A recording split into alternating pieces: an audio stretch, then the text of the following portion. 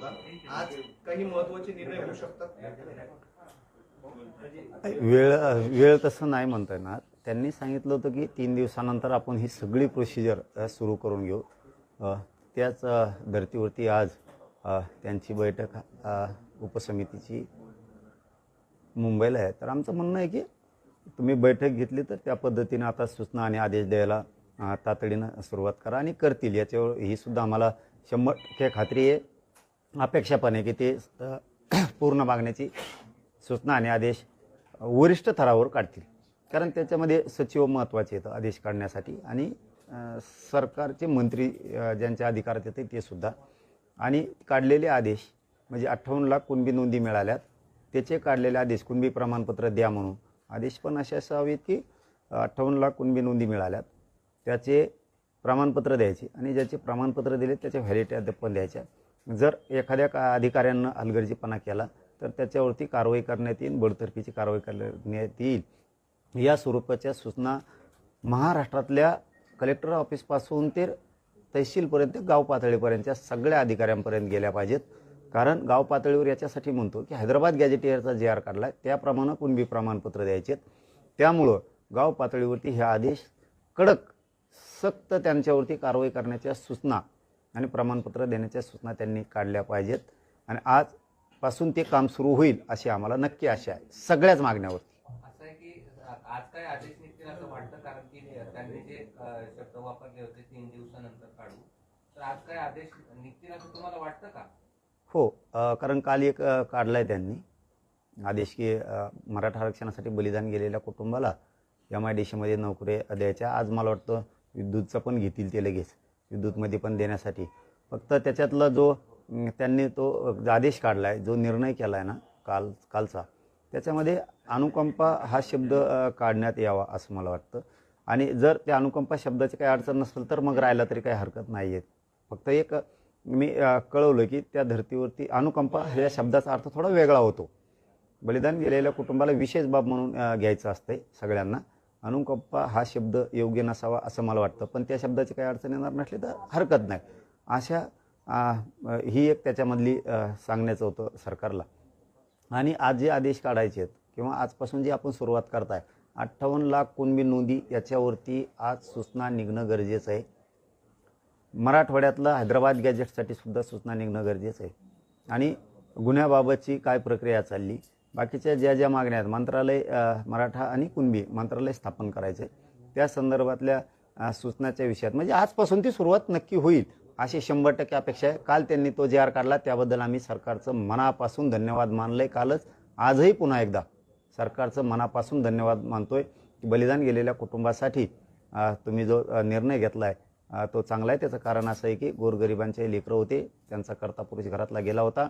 असंच परवासुद्धा अपघात झाला आहे मराठा आरक्षणाच्या चळवळीत असणाऱ्या बांधवाच्या इंदापूरच्या, ते हे अपघाती त्यांचं निधन झाले. 2 गंभीर जखमी आहेत.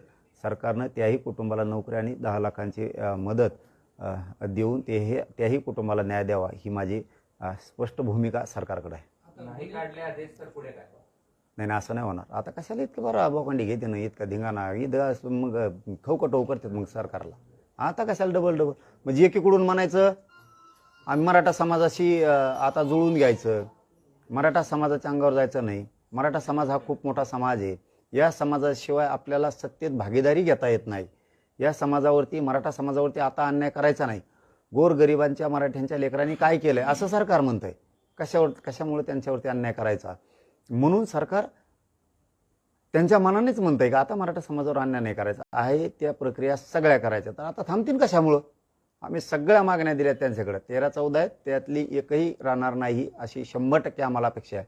राहिली रे बाबा मग तुम्हाला कळत मग कसं असतंय.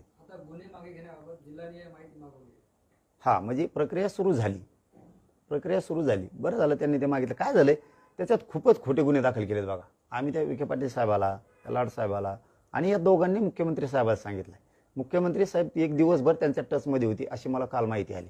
दिवसभर की आपल्याला हे प्रकरण सगळे निपटायचे आहेत, काही ठेवायचं नाही. म्हणून मला सगळ्या माहित्या द्या. कुठेतरी संवादाचा किंवा अधिकारी काहीतरी कन्फ्युजन करतात, चुकीची माहिती देतात, मग अधिकाऱ्यांमुळं सरकारमध्ये आणि मराठ्यामध्ये भांडणं नको, नाराजी नाट्य नको, मराठ्यांचा रोष अंगावर घ्यायचा नाही. त्यामुळे त्यांनी ते, कारण त्या गुन्ह्यात काय झालंय, काही पोरं पुण्याला आहेत, कुणी कुंकड येतं, इकडं काय झालंय, काही नाही मोगामध्ये धिंगाणे तिसऱ्यानेच केले तर चौथीच गुंतलेत कामान धामाचं. आता एकच उदाहरण सांगतो तुम्हाला.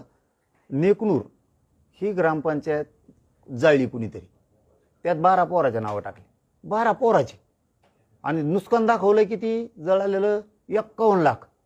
अरे बाप, 51 लाख नुकसान व्हायला तो गावचा सरपंच म्हणतो इटा सकट जरी आमची ग्रामपंचायत जळेल तरी 51 लाखाची नाही. मेलेन ते पोरं कसे भरणार? मग अशा ठिकाणी शहानिशा करून कोण अधिकारी होते ते तपास करणारे, यांनी अशी चुकीची माहिती सरकारला का दिली? त्यांना बडपरत. त्यातल्या ह्या सगळ्या ज्या निवडणुका आहेत विधान परिषदेच्या, त्याच्यात काय तुमची भूमिका असणार आहे का?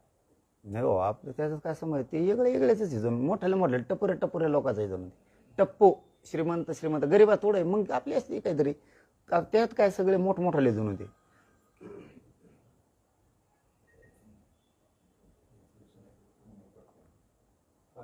दोन्ही शिवसेना एकत्र येणार आहे. मग मी काय एकत्र करू? याव्यात असं वाटतं जुळून नाही करणार. भाजप त्यांच्यावरती अन्याय करते असं वाटतं. नाही, आता ते त्यांचा विषय. माझा विषय कुठला आहे की मला मराठा समाजाच्या लेकराला आरक्षण देणं ही माझी जबाबदारी आहे. मी आज वाट बघतोय सरकार कुठले निर्णय घेत आहे. 58 लाख नोंदी सापडल्यात, त्याच्या संदर्भात सरकार काय आज सूचना काढतंय, काय आदेश देत आहे, कारण ते आदेश महाराष्ट्रभरासाठी असणार आहेत. हा माझ्यासाठी खूप महत्त्वाचा विषय आहे. हैदराबाद गॅझेटियरचा GR काढला आहे, त्या संदर्भात नेमकं सरकार आता नेमके आदेश काय काढतंय, त्याच्यात दुरुस्त्या काय करतंय, SOP मध्ये काय दुरुस्त्या करतंय, काय भूमिका काय आहे त्यांची, प्रमाणपत्र कशा स्वरूपात हैदराबाद गॅझेटियरनुसार देणार आहेत. कारण आमची संख्या नेमकी गेली कुठं? इथं होती प्रत्येक जिल्ह्यात 1 लाख, कोणत्या जिल्ह्यात 2 लाख, त्या वेळेस होती. मग ती संख्या गेली कुठं? म्हणून मराठवाड्यातल्या मराठ्यांना सगळ्यांना कुणबी प्रमाणपत्र देणं गरजेचं आहे. त्यासाठी सरकार आता तातडीचा आदेश काय काढतंय, जे अर्थ काढला आणि प्रमाणपत्र तर देणार, म्हणजे ही कोणची सिस्टम आहे? अधिकारी चुकीची माहिती देत आहे, लोकांना सांगतात अर्ज करा, अर्ज केले की म्हणतात नाही, असं काय देतात ते माझ्यासाठी महत्त्वाचं आहे. सातारा संस्थांचा गॅझेटियर बद्दलचा अहवाल आपण घेतलाय. त्यांनी सांगितलं होतं की आता इथून गेल्याच्या नंतर आम्ही त्यांच्या ॲडव्होकेटशी बोलतो, सरकारी सगळ्या तज्ज्ञांशी बोलतो. ते काय केलंय हे बघणं माझ्यासाठी गरजेचं आहे. आजपासून त्यांची काय हालचाल आहे, त्या काय सूचना काढतायत, केसेसच्या बद्दलची त्यांची कुठली भूमिका आहे, नसून सुद्धा काही पोरं त्याच्यामध्ये गुंतले. मग याला कोण जबाबदार? काही ठिकाणी बलिदान गेलेल्या कुटुंबाच्या एकच मुलगा होता त्यांना, आता त्यांच्या पाठीमागं माणूसच नाही, आई वडील आहेत, ते वय बसत नाही. मग त्यांचं जर म्हणणं आहे पुतण्याला द्यायची, यांना अडचण काय? त्यांचं म्हणणं आहे मुलीला द्यायची, यांना अडचण काय? ती म्हणजे नाही तू माहेरी गेली, तुला काय घेणं आहे? ती त्याच्या आईबापाला संभळेल ना, करता पुरुष घरातला गेला ना, त्याची मुलगी संभळील. त्यांना पुतण्या द्यायचं असलं ते पुतण्याला देतील, फक्त त्याच्याकडून हमी पत्र घ्या हे द्यायची का, कारण ती विशेष बाब आहे ना. त्याच्यात तुम्हाला अडचण काय? EWच्या पोरांचं काय केलं, सारथीचा काय निर्णय घेतात, MPCच्या पोरांचं काय करतायत, ते सारथीबद्दलच्या योजना सुरू करतायत का, ही आजपासूनची प्रक्रिया माझ्यासाठी बघणं गरजेचं आहे. आणि सगळ्यात महत्त्वाचं, सातारा संस्थांच्या GR बद्दल सरकारने अहवाल घेतलेला असताना का GR काढत नाही, कोल्हापूरचं संस्थांचं गॅझेटियर का घेत नाहीत, याच्याकडे माझं जास्तीत जास्त लक्ष आहे. आता शिंदे समितीला मुदतवाढ दिली बुवा, पण शिंदे समिती काम करणार आहे, नुसती मुदतवाढच राहणार आहे.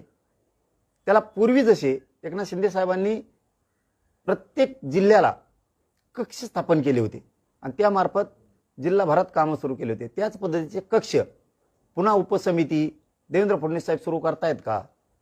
गोरगरिबांना सोपं होतं. अधिकाऱ्यांकडे कक्ष नसलं, अधिकाऱ्याकडे गेले ते म्हणतं मग आता दुसरं काम आहे.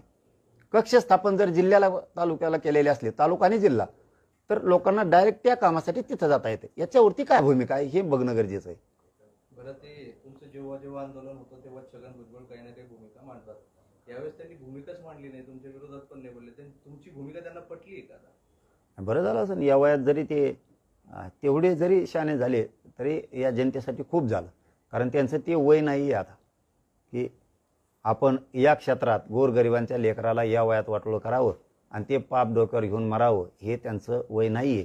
ते हुशार झाले असले तर चांगली गोष्ट झाली, कारण आता आकाट तांडव किती दिवस करणार, ह्या वयात मुळ्याद होत असतो. एक शेतकऱ्यांसंदर्भात प्रश्न आहे. कांद्याचे दर कोसळल्याने राज्यभरात आंदोलन होत आहे आणि सरकारच्या शेतकरी विरोधी धोरणामुळे हे दर कोसळल्याचा आरोप होतो. काय कोसळलेलं? सरकारच्या विरोधी धोरणामुळे हे दर कोसळल्याचा आरोप होतो. हो, आणि मग आता कांदेच, आता लोकांनी कांदे लावा तर हे भाव देत नाहीत, नाही लावा तर म्हणतात कांदे राहिले नाही. लोक कांदे लावतात, सोयाबीन लावतात, कापूस लावतात, भाव देत नाहीत. बघा काय असतं, सक्षमपणानं लोकांनीच उभा राहायला पाहिजे. आपण जर शेतीत राबतो ना, आपल्या मालाला भाव नाही तर आपण ताकदीनं त्याच्यात उतरलं पाहिजे. अर्धे शेतकरी घरी, अर्धे तिथं, आणि मग ते दबाव येत नाही सरकारवरती. मग सरकार करतं मनमानी, त्यांना जसं पाहिजे तसं करून घेत आहेत. शेतकऱ्यांना सगळ्याच मालाच्या भावात जर बदल पाहिजे असला, त्यांच्या मनासारखं करायचं असेल तर सगळ्यांनी एकजुटीनं उभं राहायला पाहिजे. ते होतं, आणि सरकारने शेतकऱ्याच्या मागण्या सगळ्या मंजूर करायलाच पाहिजेत.